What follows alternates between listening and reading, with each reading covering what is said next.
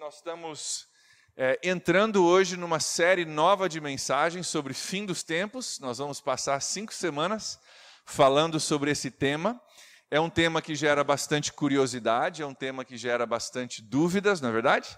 E o nosso desejo nessas próximas 5 semanas é falar de forma bem prática e bem bíblica a respeito do fim dos tempos. Nós vamos abordar alguns temas específicos que servem para tentar desfazer muita dúvida e muitas perguntas que as pessoas têm e tentar trazer uma clareza dentro da palavra de Deus sobre esse tema que é tão importante para a gente hoje. Então, o pastor Vargas vai estar trazendo a palavra hoje, os próximos 2 domingos serei eu e os últimos 2 vai ser ele de novo, então nós vamos fazer uma dobradinha aí para a gente aprender um pouco mais a respeito desse tópico. Vamos orar por eles? Ele pedir que Deus o abençoe nessa noite?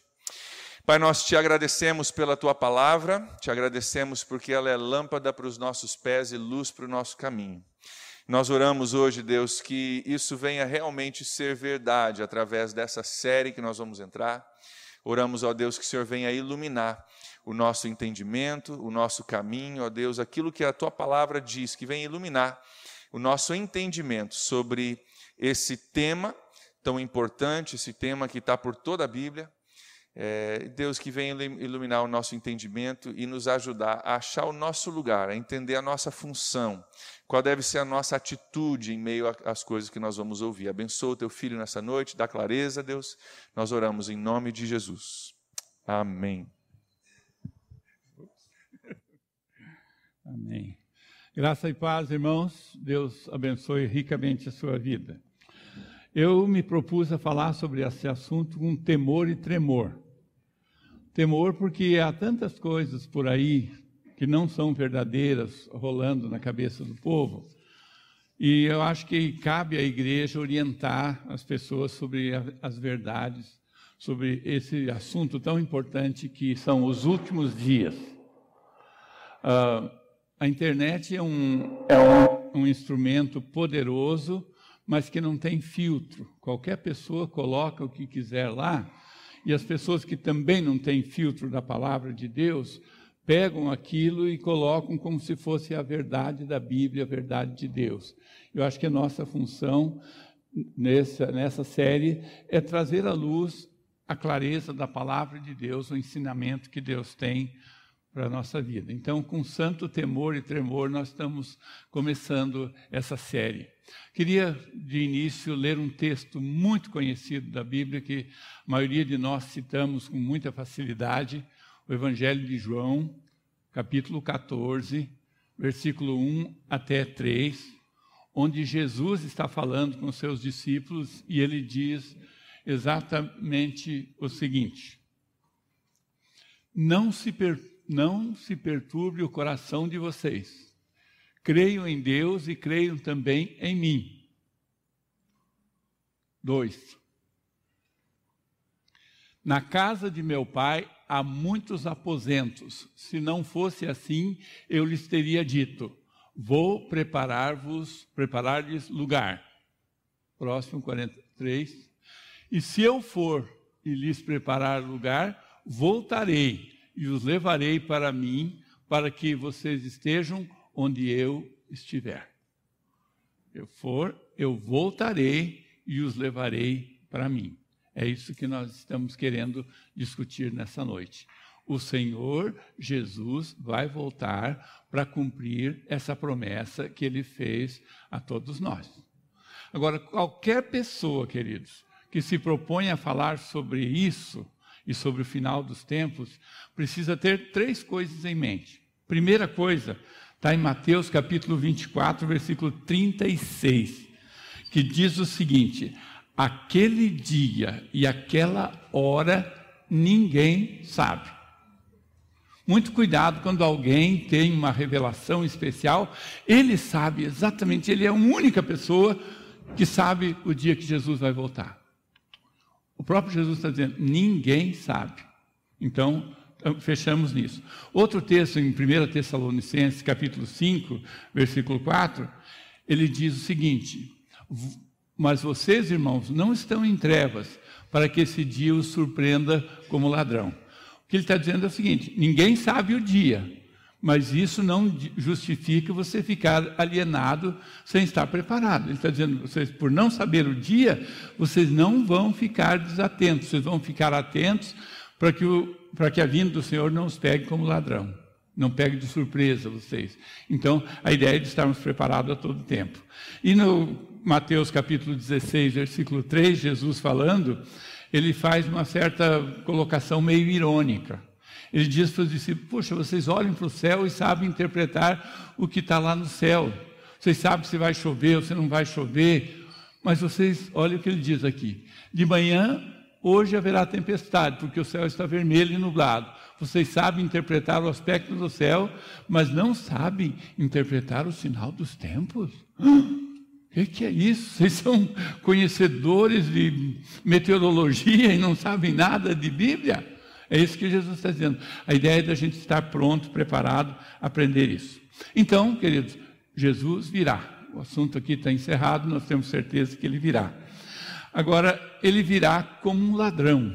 Ou seja, ele não avisou claramente o dia nem a hora que vem. Então, por que estamos falando sobre isso aqui? Para evitar duas coisas principalmente. A ideia de que não, vamos viver do jeito que a gente quer, vamos aproveitar, porque no fundo Jesus não vai voltar. Gente, isso não é verdade. Ele vai voltar, as promessas estão aí, está tudo escrito. E a segunda coisa, que para mim é pior, é aquele pessoal que vai para a internet e diz que quando aparecer a próxima lua avermelhada, Jesus está chegando, se prepara. E há muita gente morrendo de medo. Gente, pelo amor de Deus, a Bíblia não é assim, não é isso que a Bíblia ensina. A Bíblia ensina que haverá sinais claros de que ele vai voltar. Mas, por favor, preste atenção. Os sinais da vinda do Senhor se mostrarão nas seguintes áreas. Em primeiro lugar, na questão da religião. Jesus disse, nos últimos dias aparecerão muitos dizendo, eu sou o Cristo, e enganarão a muitos. Eu acho que essa fase já passou. A fase do Henri Christ, sabe de quem estou falando? Aquele maluco lá de Curitiba, essa fase já passou. Ninguém mais vai nesse papo, isso aí é coisa... Mas tem uma outra coisa, que é um engano grandioso. Você vai falar com uma pessoa a respeito de Jesus, da salvação? O nosso Deus é o mesmo, só tem um Deus. O Deus é o mesmo. Como que diz, eu sou igual a você, eu creio igual a você. Não é verdade. Toque em Jesus e você vai ver a reação das pessoas. Todos os caminhos levam a Deus. Já ouviu alguém falar isso? A fé é como um rio, que todos os rios desaguam no mar. Negativo, não é verdade. Mas a maior mentira da religião dos últimos tempos é o seguinte, eu não preciso de uma igreja para viver a minha fé. Eu posso ter a minha fé em Jesus, ser uma pessoa salva e não preciso de comunhão, de igreja, de convivência com pessoas. Isso é um engano do Satanás, irmãos. Nós temos que participar de um corpo. Essa pessoa está dizendo o seguinte, eu amo o noivo, mas não gosto da noiva. A noiva é muito chata, não gosto dela. Ou você ama Jesus por inteiro com a noiva, ou você está fora. Mas há sinais também, não só na área religiosa, na área política. Guerras e rumores de guerras. Você vai dizer, Vargas, guerra tinha desde o tempo antes de Jesus. Não, mas existe uma guerra nova que apareceu nos últimos anos, que é pior do que aquelas guerras antigas. As antigas guerras eram feitas por militares treinados contra militares treinados. A nova guerra que se apresenta é o terrorismo. São pessoas treinadas contra crianças, mulheres, pessoas inocentes e famílias. É uma guerra diabólica do inferno, que é coisa dos últimos dias. Essa não estava prevista. Corrupção e ganância, coisa da nossa sociedade nos últimos tempos. Falar de corrupção aqui no Brasil e de ganância é chovendo molhado. Nós estamos ouvindo isso todos os dias. Mas, gente, o que Jesus está falando é que isso vai aparecer dentro da igreja. Os outros lá são corruptos, são gananciosos, tudo bem. Mas quando os crentes começam a ser corruptos e gananciosos, aí a gente tem que ficar com o cabelo em pé. Não é o que estava proposto pelo Senhor. Outros sinais da vinda de Jesus na natureza, por exemplo, terremotos. Você diz, estou cansado de ouvir. Semana passada teve um terremoto na Colômbia, não foi? Abalou aqui no Brasil todo, era um monte de brasileiros, em vários lugares do Brasil, tiveram suas casas abaladas pelo terremoto. a Bíblia fala de grandes calamidades. Sabe qual é uma grande calamidade que está prevista e Deus queira que não aconteça? Especialistas da natureza dizem que nos próximos 20 anos não haverá água potável para as pessoas beber. Eu estava pensando nos meus 2 netinhos, a Gabi e o Mateus. Meu Deus, o que seria deles se não houvesse água para beber? Porque a água do planeta está se esgotando, não está sendo feito nada para isso. Tomara que essa profecia não se cumpra em nome de Jesus. Eu quero que meus netos tenham água para beber. Na sociedade, fomes e epidemias. Já reparou que algumas coisas estão voltando? Eu lembro da minha experiência com sarampo. Quantos aqui tiveram sarampo? Não. Sabe como é que tratava sarampo lá em casa? Minha mãe ia lá no mato, pegava uma árvore chamada flor sabugueiro. Pegava aquela flor, enfiava numa chaleira de água quente, fervia, pegava a gente pela orelha, levava lá no quarto, fechava a porta no escuro, fazia beber aquela coisa, fechava a porta, fazia a gente entrar debaixo de um acolchoado de lã e ficar lá. Você ficava lá um dia inteiro debaixo daquele acolchoado, suando igual um porco. Você ficava maravilhoso, todo sarampo estourava no seu corpo todo. No 3º dia você saía de lá curado, renovado, novinho. Hoje o sarampo voltou a matar, a febre amarela estava extinta. Vocês estão entendendo que tem coisas aí que o próprio Jesus disse? Eu estava lendo sobre a FAO. A FAO é aquele órgão das Nações Unidas para Agricultura e Alimentação.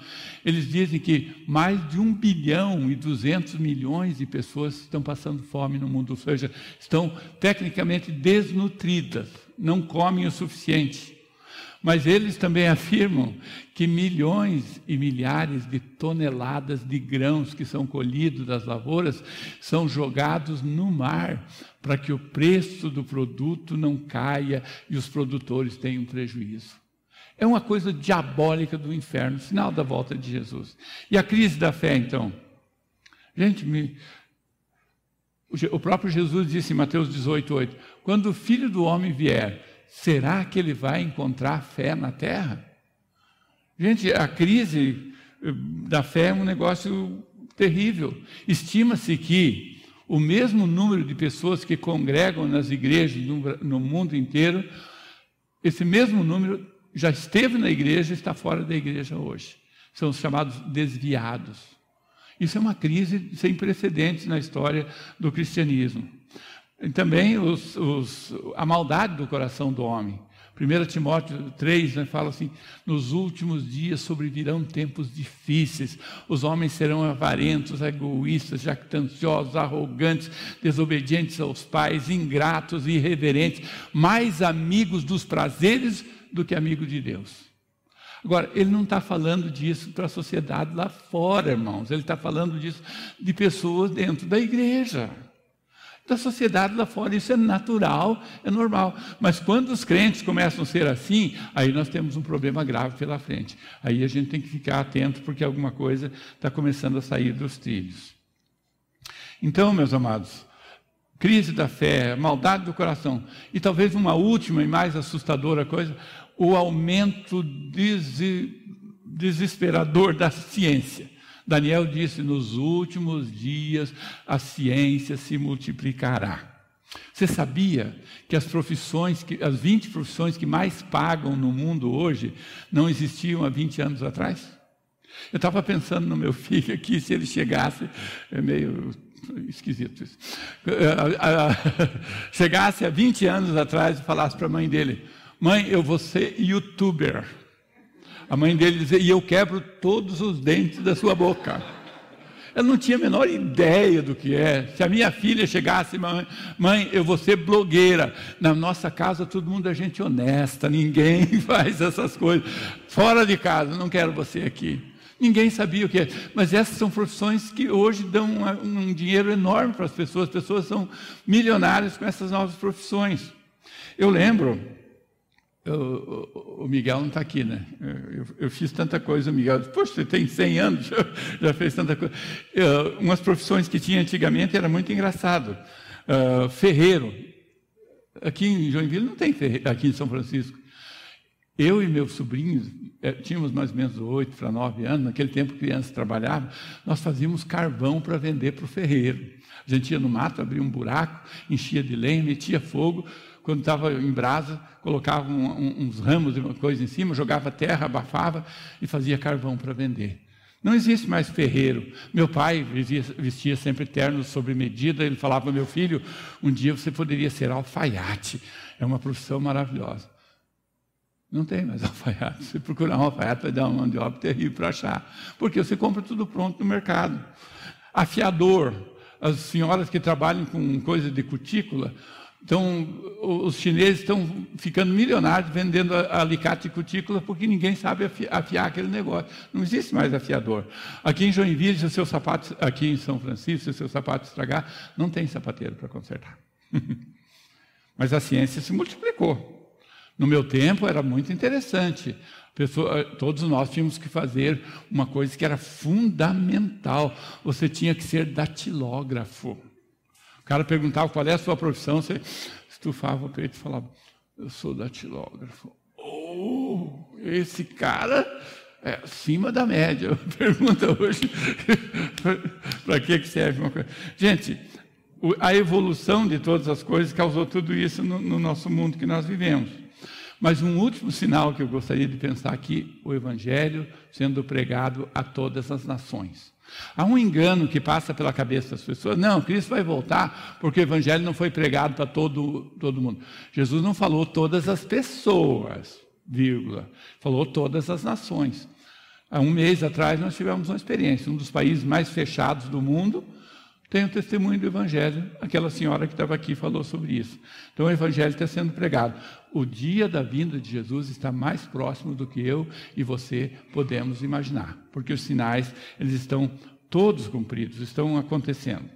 Então, para mim, está muito mais claro do que Jesus está voltando. Agora, como as pessoas que estão esperando Jesus voltar têm que viver no presente tempo nessa expectativa de que Jesus vai chegar logo. Não podemos viver de qualquer maneira. Conhecendo esses fatos, a gente não pode viver alienadamente ou aleatoriamente. Pedro sabia que Jesus estava voltando naquele tempo, e principalmente que a maioria dos cristãos iam morrer, porque o Nero tinha levantado uma perseguição violenta contra os cristãos, e ele escreveu isso que está aqui na tela para você. 1 Pedro, capítulo 4, versículos 7 a 11. Olha o que Pedro escreveu na sua epístola. O fim de todas as coisas está próximo. Sede, portanto, criteriosos e sóbrios, a bem das vossas orações. Acima de tudo, porém, tende amor intenso uns para com os outros, porque o amor cobre multidão de pecados. Sede mutuamente hospitaleiros, sem murmuração. Servi uns aos outros, cada um, conforme o dom que recebeu, como bons dispenseiros da multiforme graça de Deus.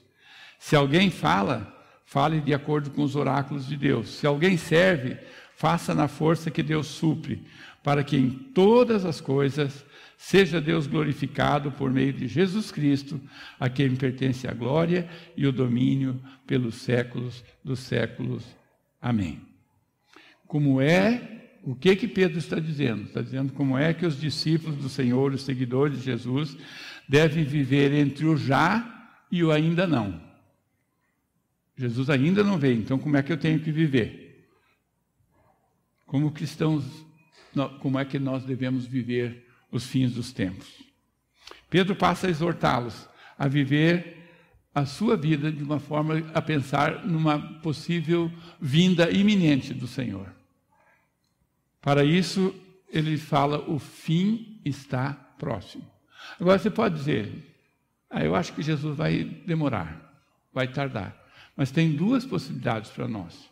A vinda do Senhor, que é uma grande possibilidade, e a sua própria morte.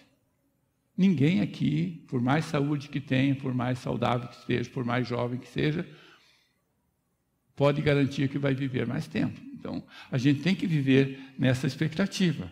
E é isso que Pedro tinha em mente, dizendo, olha, já que Cristo está vindo, a gente tem que estar preparado para isso. Daí ele começa dizendo o seguinte, que sejamos criteriosos. Ele usa essa palavra. A palavra traduzida é uma palavra que foi tirada da língua grega chamada sophorneo. Sophorneo é uma palavra que significa ter uma mente sã, uma mente equilibrada, ter cabeça no lugar. Ele está dizendo, já que o fim está próximo, por favor, tenham uma cabeça no lugar.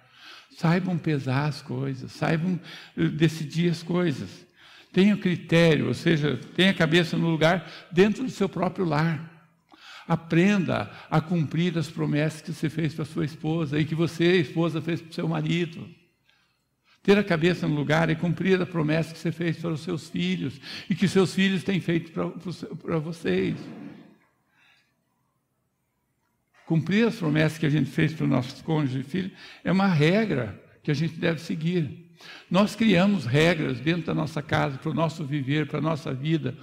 E quando a gente cria uma coisa, é nossa responsabilidade fazer com que elas se cumpram, obedecer aquilo que nós próprios criamos. Daí, do lar, a gente pode ir para o trabalho. Você que trabalha, por exemplo, numa empresa, você tem que ser, como cristão, alguém que segue as normas da sua empresa. Você não está lá como sindicalista para mudar as coisas. Você está lá para seguir as regras que foram dadas para você. Você está lá para privar pelos relacionamentos, para promover o bem naquele lugar. E se você tem um cargo forte de chefia, por exemplo, tem que ser todo criterioso na hora de promover alguém, na hora de rebaixar alguém. É sua responsabilidade. Essa é a ideia de critério, de cabeça boa, de ter cabeça no lugar. Mas também é ter critério na hora de despedir alguém e ter critério na hora de contratar alguém. Ter critério na hora de pagar salário também. Ah, mas todo mundo está procurando um trabalho, então é a chance da gente que é empresário, fazer um pouco de lucro pagando salários miseráveis. Gente, isso é falta de critério. Pedro diz, sejam criteriosos, a bem das vossas orações, a bem da vossa vida, a bem do futuro. O fim está próximo, portanto, sejamos criteriosos. Lembra que Jesus disse, bem-aventurado aquele servo, quando o Senhor vir, o encontrar vigiando. Vigiando não significa que você vai ficar em casa o tempo todo. Não, você está fazendo as coisas corretas para não ser pego de forma alguma de surpresa por quem quer que seja. E ele usa uma outra palavra, diz que nós devemos ser sóbrios. A palavra sóbrio é um termo grego também chamado nefo, que significa equilibrado, autocontrolado. Ele está dizendo que nós, os cristãos, nos últimos dias, devemos ser pessoas equilibradas.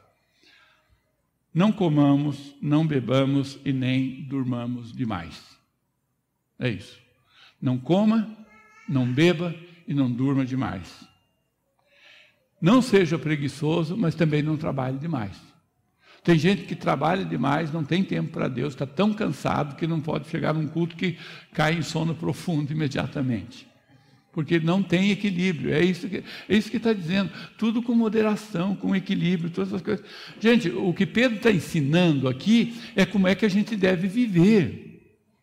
O dia a dia, a prática da nossa religião, não comer, não beber, mas também ele está dizendo não ser dominado por nenhum vício, não gastar mais do que você ganha. Gente, pelo amor de Deus, nós não podemos gastar mais do que nós ganhamos. Nós temos que ter uma vida financeira equilibrada. Você tem que se privar de algumas coisas porque você não tem condições para obter aquelas coisas. Todos nós temos sonhos, desejos, vontades, mas tudo isso tem que andar. Gente, mas o que isso tem a ver com o fim dos tempos? Tem tudo a ver. Porque você está se preparando para ter um encontro com o Senhor. E você não vai chegar diante do Senhor com a sua vida toda arrebentada, bagunçada, dizendo, está aqui, Senhor, me leva para si. Não, é isso que estamos falando aqui. Agora, alguém podia pensar, como houve na igreja de Tessalônica, houve uma coisa interessante. Se você ler a carta aos Tessalonicenses, vai notar isso. Alguém passou lá e disse uma coisa assim, olha, é verdade, Cristo não vai voltar, não, ele já veio. Ah, já veio? E daí? E daí, todo mundo falou, então vamos viver o resto da vida que a gente tem, vamos nos divertir, vamos fazer. Daí Paulo escreve uma carta e coloca o seguinte, aquele que não trabalha, também que não coma. Todo mundo voltou a trabalhar, ninguém é besta, né? Quem é que fica? Fica 3 dias sem comer para você ver o que acontece com você. Você procura. Então, ele está dizendo o seguinte, não pense assim, porque Cristo está voltando, agora então eu vou aproveitar a vida, viver esses últimos tempos que eu tenho. Pelo contrário, não, esse raciocínio não é de Deus. Dizer que o fim está próximo é o mesmo que dizer que nós brevemente vamos nos apresentar diante do Senhor. E como é que nós vamos estar? Como é que vamos estar? Eu fui fazer meu check-up médico esse fim de semana. E eu estou em alta definitiva do câncer. Louvado seja o Senhor, aleluia. Tomei banho, fui cheirosinho. Não ia chegar lá com uma asa violenta para o médico me examinar, né? Pelo amor de Deus, né? Então eu me preparei para encontrar. Agora eu te pergunto, para se encontrar com Deus, você vai chegar de qualquer forma? Para encontrar o Senhor Jesus? O que ele está dizendo aqui, o fim está próximo. Logo nós vamos apresentar diante dele. Já parou para pensar nisso? Quando você vai para um encontro importante como esse, você tem que ir com a sua vida devidamente ajustada e arrumada. Certo? Por isso que Pedro diz, sejamos sóbrios a bem das nossas orações. Sabe de uma coisa? Alguém pode dizer para você, olha, se você não arrumar a sua vida, se você não for sóbrio, você vai orar e Deus não vai ouvir a sua oração. Não é verdade. Não é verdade.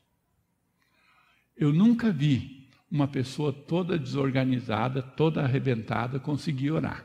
Primeira coisa, você se arruma, depois você ora. Não é possível alguém que está totalmente desconectado de tudo, chegar na presença de Deus em oração. Você vai descobrir que você tem que fazer acertos primeiro. Então, não é que Deus não ouve oração de gente desconectada. É que gente desconectada não tem condição de orar diante do Senhor. Consequentemente, não tem como ser ouvido pelo Senhor. Portanto, então, sejamos sóbrios no nosso viver. Se cuidem para viver. E, acima de tudo, Pedro diz, tenhamos intenso amor uns pelos outros. Nos tempos de ódio, de traição, de coisas, Pedro exorta todos nós, nos dias que antecedem a vinda de Jesus, a ter intenso amor uns pelos outros. Ele está falando, com certeza, da comunhão, está falando da vida na igreja, que a gente tem que ter um intenso amor entre nós, os cristãos. Como é que esse amor se manifesta? No perdão irrestrito. Você não pode continuar vivendo a sua vida com barreira contra pessoas. Você não pode pensar que há alguém que você não quer encontrar, que você não pode, você lembra dele e você passa mal. Tem que tratar isso na sua vida. Pedro fala sobre hospitalidade. Naquela época tinha muito sentido, porque não havia pousadas, não havia hotéis, não havia... As pessoas eram recebidas nas casas. Mas hoje... a pessoa não precisa ficar na sua casa, mas a ideia de Pedro é que você deve abrir as portas da sua casa para as pessoas, trazer as pessoas para perto de você, se precisar, para uma reunião do PG, para uma coisa dessa natureza. Tem gente que não quer abrir as portas da casa para o PG, pelo amor de Deus, você não sabe o que está perdendo. Daí Pedro fala no serviço de uns aos outros, na partilha dos bens, acima de tudo, na questão do amor. Acima de tudo, na questão do amor. Não deixe de receber seus parentes, principalmente seu cunhado. Cunhado é um problema que só Deus para lidar, mas receba seu cunhado em casa, trate ele bem, que é sinal que do final dos tempos que vai dar tudo certo para você, que você vai chegar lá. Não deixe de aconselhar ou confortar alguém que precisa da sua compaixão, da sua amizade. O fim está próximo, irmãos, o fim está próximo. Portanto, tenhamos intenso amor uns pelos outros, em nome de Jesus. Daí ele diz o seguinte, que a gente deve falar. Gente, não é brincadeira essa questão da fala. Se há um dom maravilhoso que Deus nos deu, é o dom da fala. Mas se há um instrumento terrível também que está na nossa vida, é a questão da fala. Infelizmente, a gente pode destruir muita coisa boa com palavras. Quando a nossa língua é miseravelmente utilizada, essa capacidade de falar pode destruir, pode corromper pessoas. E a gente fala o dia inteiro, a gente ouve piadas, a gente ouve palavrões, a gente ouve maldições, a gente ouve fofoca, intriga. E Pedro diz que a gente deve tomar cuidado com tudo que a gente fala. Tudo que falar, fala para a glória de Deus. Tudo que fizeres em palavras, em ação, fazei tudo para a glória de Deus. Se for preciso, fica quieto, não abre a sua boca, mas não fala nada que possa prejudicar ninguém. A Bíblia nos ensina a falar de acordo com os oráculos de Deus. Aquele que fala, fale de acordo com os oráculos de Deus. Sabe o que é um oráculo de Deus? Os 10 mandamentos são oráculos de Deus. Você vê a seriedade de tudo isso. Então, quando você falar, fale lá. Amarás, pois, o Senhor teu Deus de todo o teu coração, de toda a tua alma. É um oráculo de Deus. Então, o padrão é altíssimo. Nós devemos falar para glorificar a Deus.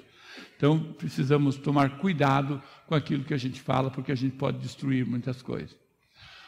Já ouviu a frase, ninguém é perfeito? Ah, pastor, ninguém é perfeito. Eu concordo. Mas Tiago diz que a gente pode ser perfeito.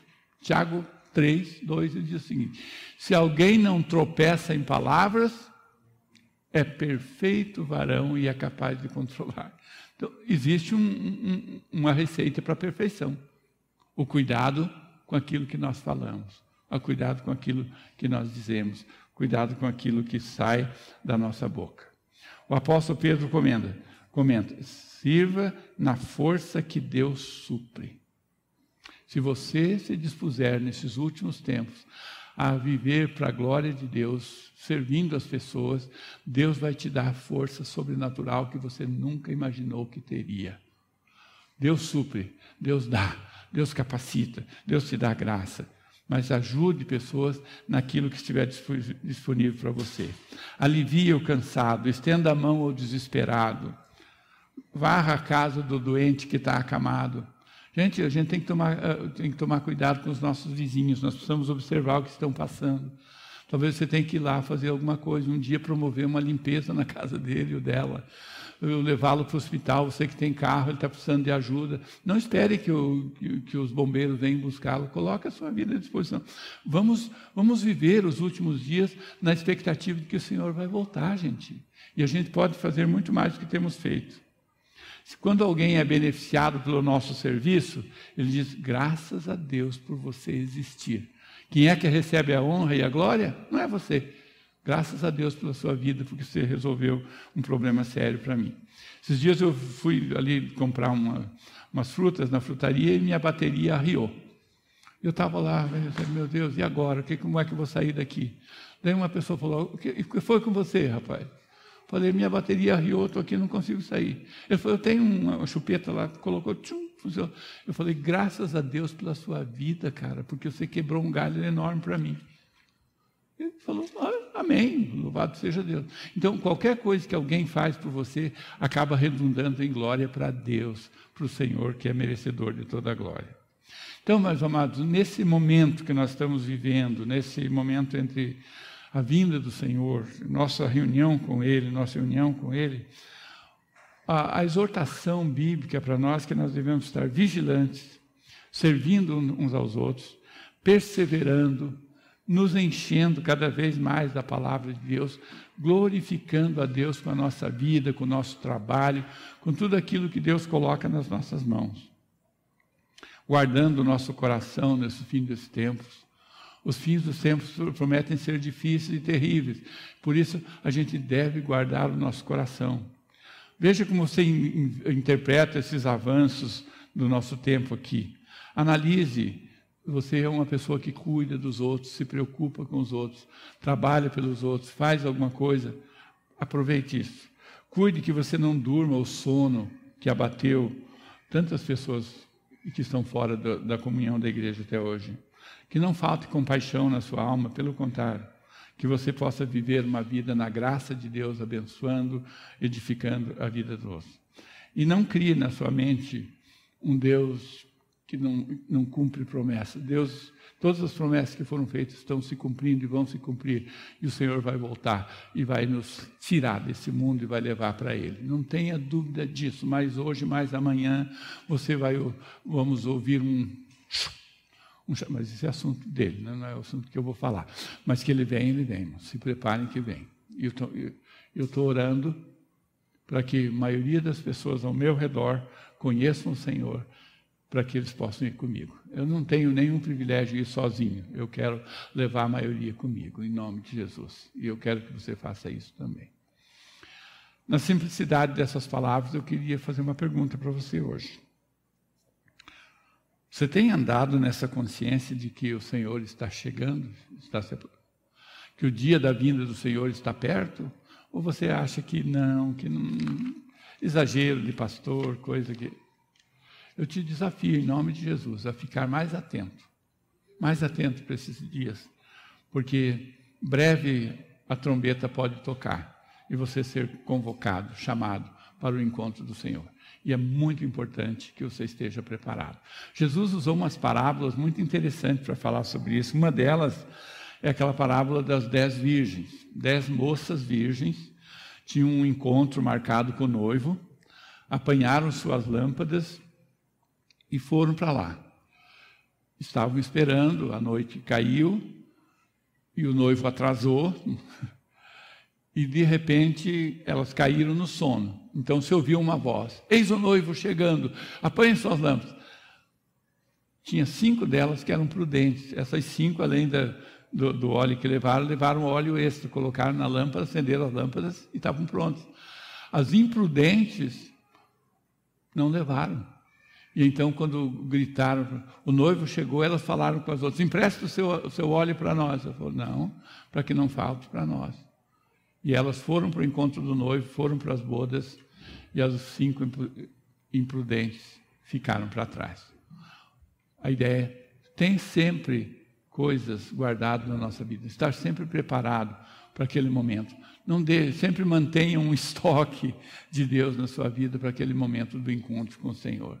Ele conta outra parábola daquele servo imprudente que falou: meu senhor tarda em vir, começou a espancar uns e outros, e o Senhor chegou na hora e ele foi lançado nas trevas. Então, se prepara. Não precisa ficar assustado, não precisa ter medo, mas esteja preparado. Viva como um verdadeiro cristão na expectativa de que o Senhor vai voltar. E Ele vai voltar. Ele pode voltar para o arrebatamento, ou Ele pode voltar especificamente para você, dizendo: filho, eu quero você comigo, então vem. Esse processo a gente chama de morte. Você não gosta, mas não é. A Bíblia chama de sono. Você pode dormir aqui e acordar na presença do Senhor lá. O Senhor vai voltar. As evidências estão todas aí e vai acontecer com você. Fica de pé que nós vamos orar juntos.